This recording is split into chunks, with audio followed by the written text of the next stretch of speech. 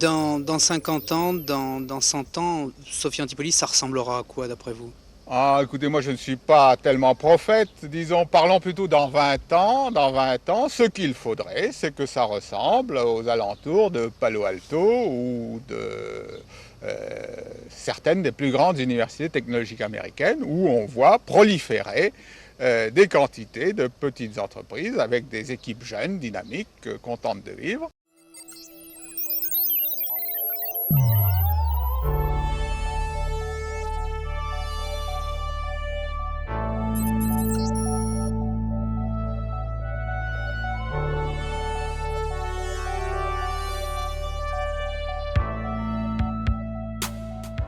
C'est ici que tout a commencé, sur la place Sophie Laffitte.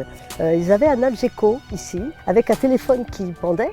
Et Pierre Lafitte parcourait le monde pour essayer d'avoir toutes les entreprises qui se sont installées ici. Et les deux personnes qui étaient ici, c'était des amis de Pierre Lafitte, attendaient que le téléphone sonne. Et en attendant que le téléphone sonne, ils chassaient les lapins. Donc ça a commencé comme ça, en 69, Sophia Antipolis, avant de devenir la première technopole européenne. L'idée, il a exprimé dans un article assez symbolique qui était de faire le quartier latin à la campagne. Donc dans une période dans laquelle tout devait se faire à Paris, le fait de dire qu'on allait faire quelque chose sur la Côte d'Azur qui était plutôt réputée pour faire le tourisme ou la culture, c'était un élément subversif. Quand il lui parlait à Paris de créer un centre de technologie dans la Côte d'Azur, il riait. Il disait, mais il est fou. Il est arrivé à convertir parce que les choses n'étaient pas aussi faciles que cela. L'esprit jacobin français présidait à l'aménagement du territoire et d'arriver à convaincre qu'il fallait que l'État s'engage sur une technopole à Sophia Antipolis en 1974, ce n'était pas gagné. Pierre Lafitte a toujours vu grand, très grand. Il fallait ces 2400 hectares, me semble-t-il, Sophie Antipolis. Et comme il était de Saint-Paul, il savait qu'ici il y avait l'espace. Il a commencé par installer les colonies, il en était le directeur. Donc ça a été un peu plus facile, il a fallu des autorisations.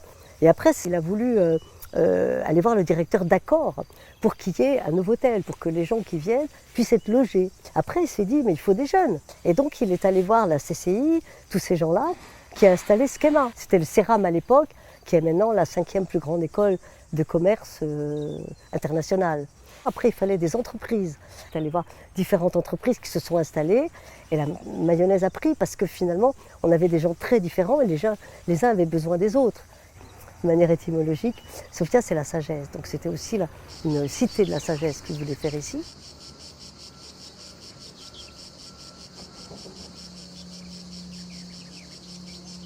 Et puis, il avait déjà en tête ce concept absolument incroyable de la fertilisation croisée. C'est vraiment Pierre Lafitte qui a inventé ce terme et qui est ici une des raisons majeures de la magie et du succès de Sophia Antipolis.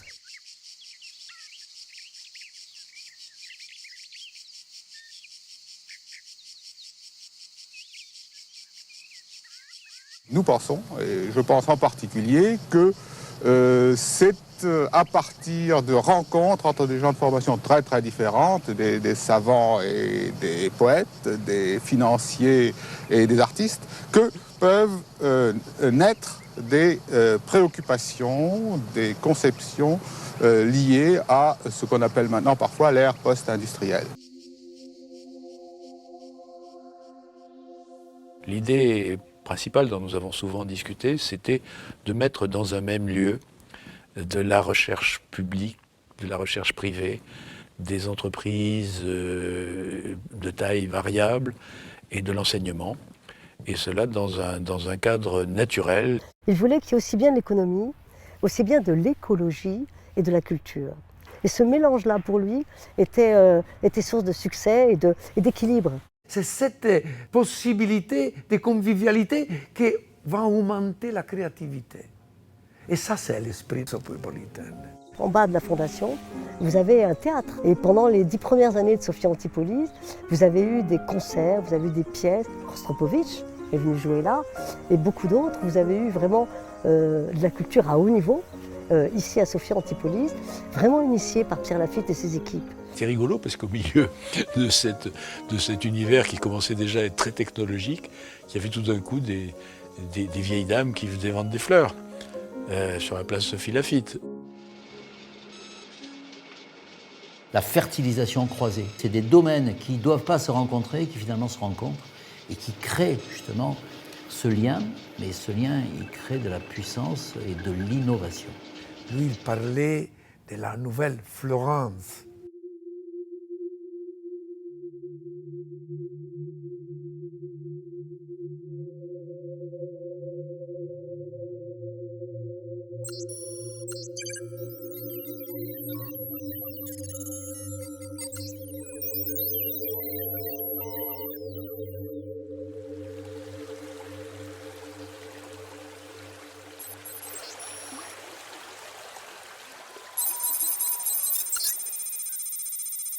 Le résultat de cette fertilisation croisée, c'est qu'il s'est créé, au fil des temps, et c'est long à créer, un écosystème extrêmement robuste. L'université est venue s'implanter de manière physique importante. Sophia Tech, l'université est arrivée en 2012. Bien entendu, l'INRA, l'INRIA, le CNRS, les pôles de recherche, privés ou publics, sont venus s'agglutiner à cette organisation. Et les entreprises ici, elles viennent, quand vous avez par exemple en ce moment-ci sur la voiture autonome, vous avez Mercedes, vous avez Bosch, ils sont tous là. Pourquoi? Parce qu'ils vont trouver les ingénieurs dont ils ont besoin dans les écoles qui sont ici. Vous avez le CNRS, vous avez RECOM. Donc il y a aussi bien des centres de recherche du plus haut niveau, les meilleurs. Vous avez aussi bien des étudiants, bien évidemment, que des entreprises. Et tout ce monde-là fait que ça fonctionne. Chacun a besoin des autres. Je me rappelle au moment qu'on a commencé, j'étais là, l'université, c'était petite chose. Aujourd'hui, on a une université très forte. À côté de l'université, on a la 3IA, cet grand institut interdisciplinaire sur l'intelligence artificielle. Ça, c'est quelque chose de formidable. Il n'y a que 4 dans toute la France. On a aujourd'hui quelque chose qui est considéré la première technopole en Europe. Ça, c'est une réussite phénoménale, formidable. Et c'est sur ça que je vois qu'on peut lui donner pas seulement un nouveau souffle, mais la possibilité vraiment de s'épanouir encore plus fortement avec l'intelligence artificielle. Aujourd'hui, on est dans le plein boom de l'intelligence artificielle et de ce qu'elle apporte en puissance économique. Quand vous pensez qu'en 2021, en sortie ou en prolongation de crise sanitaire, on crée 1500 emplois de plus que l'année précédente, ça veut dire qu'il y a une dynamique inarrêtable. Mais les chiffres de Sophia, c'est important. C'est 38 000 personnes qui viennent tous les jours travailler à Sophia et ça augmente à peu près 2000 familles chaque année. C'est 2400 entreprises, petites ou grandes d'ailleurs, et c'est aussi 50 ans de succès, 50 ans de croissance, 3% l'an, quoi qu'il arrive. Et au niveau économique, je pense que Sophia rapporte, on est dans les 6 milliards. C'est le poumon économique, vraiment, c'est très important. En termes d'activité économique, depuis 7 ou 8 ans maintenant, le chiffre d'affaires de Sophia seule, est supérieur au chiffre d'affaires de la totalité du tourisme sur la Côte d'Azur. Je suis professeur à l'école des mines et je suis responsable d'une grande équipe de recherche ici à Sophia Antipolis. Et l'environnement stimulant qui pousse vers une recherche industrielle m'a beaucoup plu. L'école des mines, elle est très bien placée sur l'activité de la simulation numérique. Un pas en avant très naturel, c'est aussi de continuer avec l'intelligence artificielle. Je donne un exemple, lorsque vous voulez optimiser une forme ou lorsque vous voulez designer une nouvelle aile d'avion ou un nouveau véhicule, l'intelligence artificielle, c'est un très bon outil pour assister ce qu'on fait déjà. Pas remplacer, pour assister. On aura besoin de puissance de calcul pour faire plus de simulations. Ces calculs génèrent énormément de données qu'on aura besoin de les traiter pour construire des modèles d'apprentissage. C'est comme ça qu'il y a eu l'idée qu'un supercalculateur de à peu près 2000 cœurs qu'on a prénommé Cluster Lafitte. Pour, encore une fois, les chercheurs qui l'utilisent, les doctorants qui l'utilisent, se rappellent encore de Pierre Lafitte, même aujourd'hui.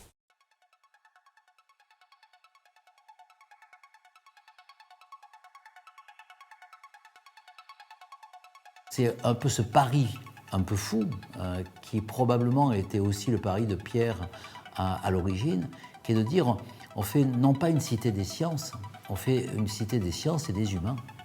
Et on essaie, non pas de faire la ville idéale ou l'endroit idéal, mais où on essaie de conjuguer le maximum de choses qui nous portent vers l'espérance d'un avenir serein, plutôt que vers l'angoisse d'une intelligence artificielle du monde d'Orwell.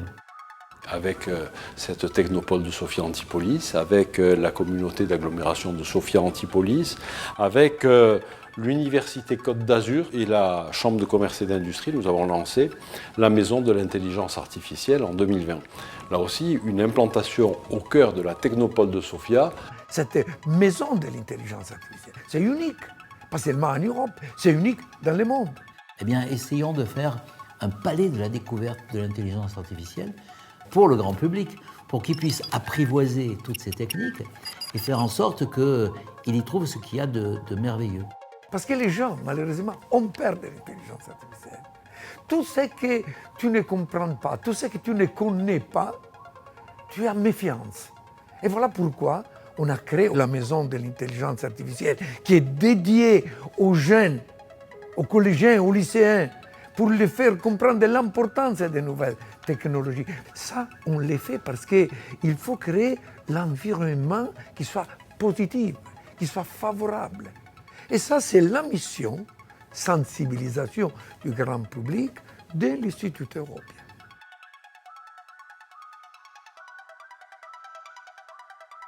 Aujourd'hui, le numérique est une forme de diffusion du savoir qu'il faut savoir maîtriser, bien sûr, mais en tout cas qui permet au plus grand nombre d'accéder à la connaissance. Mais voilà une révolution dans la communication. Mais on peut se plaire à imaginer un monde meilleur qui ne renonce pas à la technique, qui ne renonce pas au progrès et qui, en parallèle, développe une réflexion sur l'humain et sur la liberté de chacun.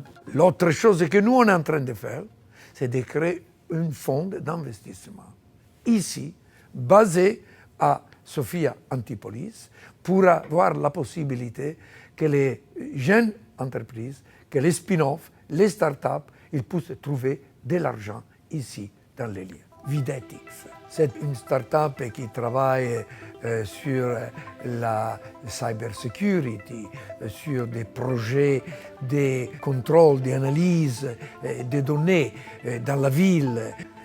Il y a plusieurs qui sont dans la santé. Ça, c'est très important. Il y a BoRobot qui fait des robots qui aident les personnes âgées à amener des poids lourds. Et les nouvelles technologies vont permettre que ces robots ils suivent la personne. Il y a beaucoup dans les fintech, Actio par exemple, parce que l'objectif, c'est de créer des licornes. Des licornes, des entreprises qui sont considérées d'une valorisation de 1 milliard d'euros. Nous sommes très attractifs tout simplement parce que nous sommes dans un département béni des dieux, avec la mer Méditerranée, mais en même temps les Alpes et la neige dans le parc national du Mercantour, un territoire protégé. Et je pense que le numérique, mis au service de la protection de la nature et de l'environnement, peut là aussi performer. Quand vous prenez une photo aérienne de Sophia Antipolis, c'est 90% de forêt. Voilà. Et c'est ça un peu le secret aussi de Sophia Antipolis. On a une qualité de vie ici qui fait que les gens ne partent pas. Vous avez 64 nationalités à peu près qui se croisent, se recroisent, qui discutent, parlent ensemble et fertilisent. Et c'est très intéressant parce que les gens viennent de partout dans le monde. Je pense que la fertilisation croisée est dans l'ADN de Sophia. Et c'était quand même ça la pierre maîtresse. Tant que nous serons une terre de qualité, on pourra être un département éminemment touristique. Et ça va de pair avec le numérique, avec les nouvelles technologies, avec tout ce que l'on peut aujourd'hui inventer.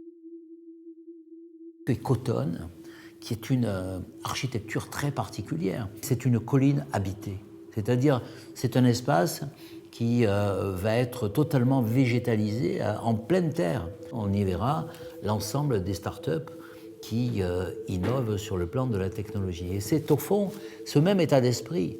La nature n'a pas à craindre de l'intelligence artificielle et la technique n'a pas à détruire l'individu et l'humain. Le réalisme, c'est que ce qui se fait ici peut se faire ailleurs. Et la concurrence est aujourd'hui mondiale. Donc pourquoi doit-on se battre? On doit se battre pour continuer à avoir ce coup d'avance qui permet effectivement de dire ici, c'est là qu'il y a le plus de chercheurs. Ici, c'est là que les meilleurs de l'intelligence artificielle travaillent. Donc on voit que la technopole que la France nous envie a une ambition.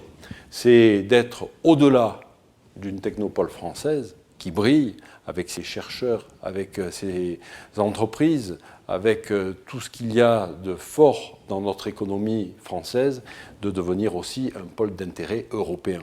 Il faut toujours savoir d'où on vient pour savoir où on va. Et je pense que Pierre Lafitte, il ne faut pas l'oublier. Avoir des rêves plein la tête dans les étoiles, et en même temps les pieds très ancrés dans le sol. C'est ce que Pierre Lafitte avait en définitive. Quel est le futur? Moi je pense que c'est un futur qui doit se développer avec la vision de Lafitte. Il faut faire quelque chose où tu as cette créativité, cette ambiance, cet écosystème favorable à l'innovation. C'est sur ça qu'il faut continuer à bâtir. Mais, et ça il faut le répéter continuellement, en mettant l'homme et la femme au centre de toute notre activité.